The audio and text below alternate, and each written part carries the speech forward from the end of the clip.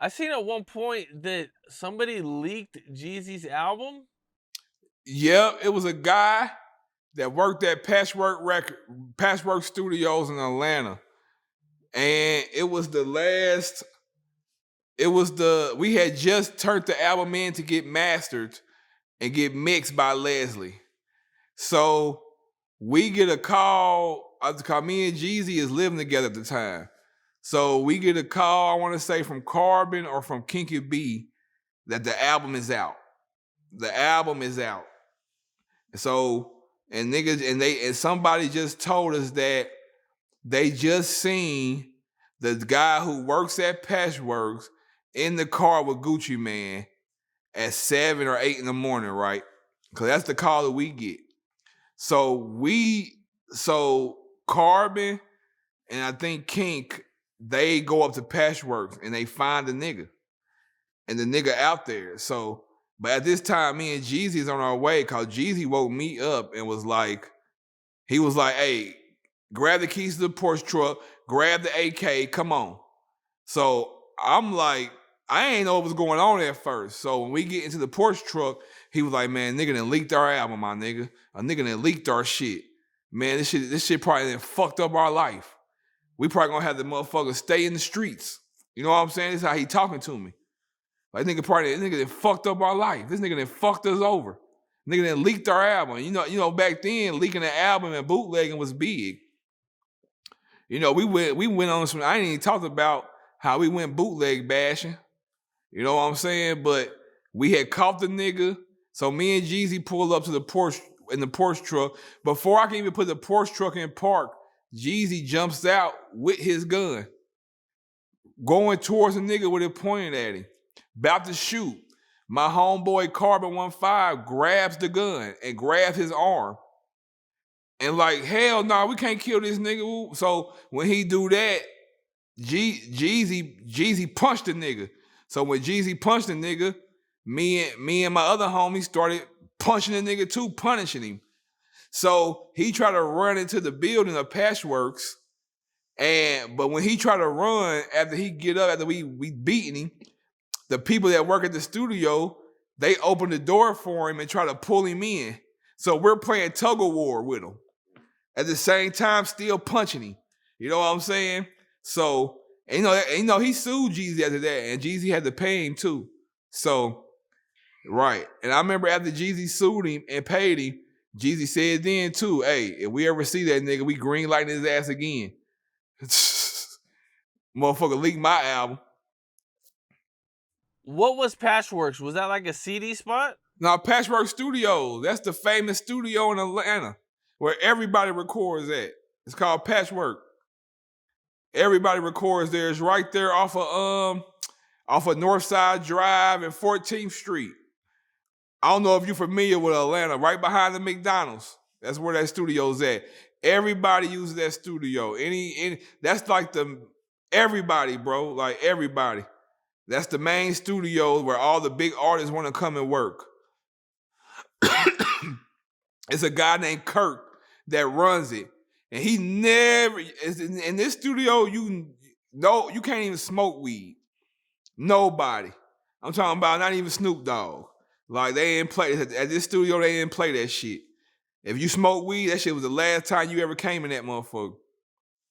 Okay, and you guys seen him hanging out with Gucci? Do you guys think his relationship with Gucci has something to do with the leaking? Who, the guy? Yeah, because the guy, he always, like, because you gotta understand, Gucci Man used that studio too, right? But they never booked us together because everybody in the city knew what was going on. So, no lie, when we used to come to the studio, people used to tell us, like, you know, boy, Gucci Man pulled up today playing y'all music. He wasn't playing nothing but Jeezy shit. And we was like, you know, it was kind of weird, but we was like, niggas a fan, you feel me? And niggas used to tell us he would be in the studio and be staring at Jeezy's platinum plaque for at least 20 minutes. Just standing there like, you know, they used to tell us that shit. But, you know, at the time, he wasn't taking his medicine because he was kind of slow. So we understood what was going on, but. Damn. Okay. You mentioned going bootleg bashing. Oh yeah, man. You gotta understand. Bootlegging was crazy. Them fucking Africans had that shit on smash.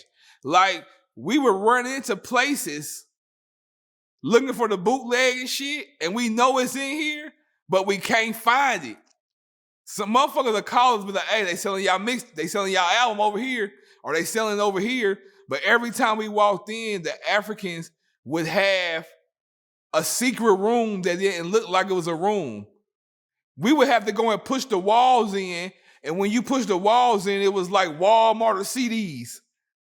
And no lie, they had Thug Motivation 101 stacked up this tall, lined up from the front to the back. And they was selling them. And we went in there and crushed them all, kicked down doors, broke CDs, crashing CDs. We went bootleg bashing. And whenever we found a bootlegger, we was fucking them up.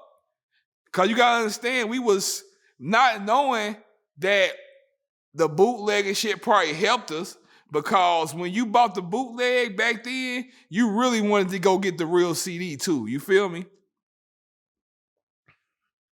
So it really helped us more than it hurt us in my eyes, because it didn't stop our numbers. We was doing like what, 250, 300 a week when TM 101 came out.